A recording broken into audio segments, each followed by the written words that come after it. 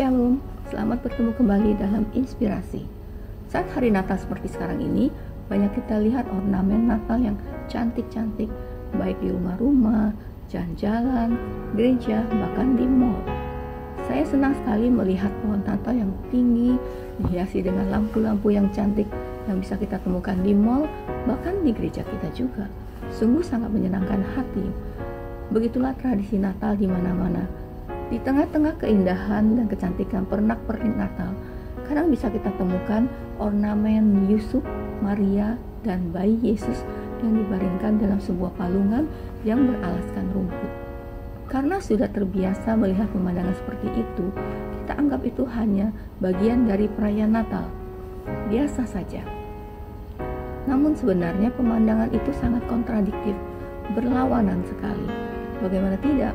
Di tengah-tengah keindahan, kecantikan hiasan-hiasan Natal, terselip pemandangan kemiskinan dan kekumuhan. Seorang bayi yang baru lahir harusnya dibaringkan di tempat yang nyaman. Walau mungkin tidak semua orang dapat menempatkan bayinya di tempat yang mahal, paling tidak di tempat yang layak. Terlebih ini adalah bayi Yesus, sang pemilik dunia, raja di atas segala raja. Lalu mengapa Yesus harus lahir di dalam kandang binatang dan dibaringkan dalam palungan? Sebuah pilihan yang patut kita renungkan bersama. Apa itu palungan? Menurut Wikipedia, palungan adalah sebuah wadah yang terbuat dari konstruksi logam, kayu, ataupun batu berukir dan digunakan untuk menampung makanan bagi hewan. Palungan kebanyakan digunakan dalam pemeliharaan hewan ternak. Biasanya digunakan juga untuk memberi makan hewan liar, misalnya di cagar alam. Membaca penjelasan Wikipedia tersebut, maka kita bisa membayangkan seperti apa palungan itu. Apakah layak untuk tempat berbaring bayi, sebuah tempat yang kotor, tidak higienis? Saya percaya, yang jelas dan pasti, kelahiran Yesus di palungan bukanlah suatu kebetulan. Tuhan sudah merancangkannya semuanya itu. Dia rela turun dari surga, menjelma menjadi manusia melalui proses yang paling hina dan kotor.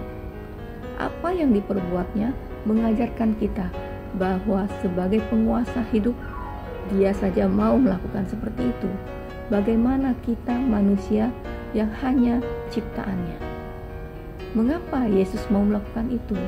Tercatat dalam Yohanes 3 ayat 16, karena begitu besar kasih Allah akan dunia ini, sehingga Ia telah mengaruniakan anak yang tunggal, supaya setiap orang yang percaya kepadanya tidak binasa, melainkan beroleh hidup yang kekal.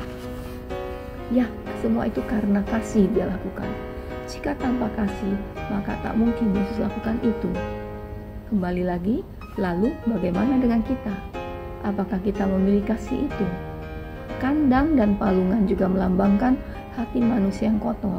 Dalam Yeremia 17 ayat 9 menyatakan, betapa liciknya hati, lebih licik daripada segala sesuatu. Hatinya sudah membatu, siapakah yang dapat mengetahuinya? Salah satu kekotoran hati manusia adalah sombong, tinggi hati, merasa lebih hebat, lebih keren, lebih pintar, lebih kaya, lebih bertalenta, lebih berkuasa, lebih benar, dan segala lebih-lebih lainnya yang tanpa kita sadari bahwa itu menunjukkan betapa sombongnya hati kita. Dan di dalam kesombongan itu pastinya tidak akan ada kasih. Biarlah Natal kali ini kita mau sama-sama belajar dari palungan, agar apa yang kita miliki saat ini, berkat yang kita miliki, baik dalam bentuk apapun itu, biarlah kita tetap menjaga hati, dan apa yang kita lakukan hanya kemuliaan untuk kemuliaan Tuhan. Seperti palungan, layakkanlah hatiku menyambutmu Tuhan. Seperti emas kemenyandanmu, biar hidupku berkenan padamu. Selamat Hari Natal, Tuhan Yesus memberkati.